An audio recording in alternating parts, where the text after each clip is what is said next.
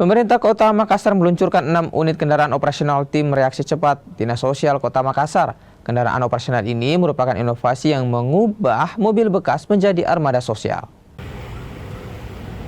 Wali Kota Makassar Munafri Arifuddin meluncurkan 6 kendaraan operasional tim reaksi cepat Sari Batang di Anjungan Pantai Losari, Makassar. Armada ini akan menunjang penanganan anak jalanan, penyaluran bantuan sosial, serta kegiatan penjangkauan dan juga razia terpadu.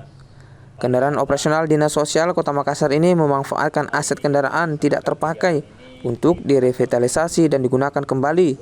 Selain efisiensi anggaran, inovasi ini menghadirkan solusi bagi kebutuhan lapangan. Dinas Sosial butuh kendaraan operasional untuk melakukan jangkauan terhadap kegiatan sosial yang akan dilaksanakan, dan alhamdulillah di aset kita beberapa mobil yang sebenarnya sudah lama tidak terpakai bisa dimaksimalkan dengan baik.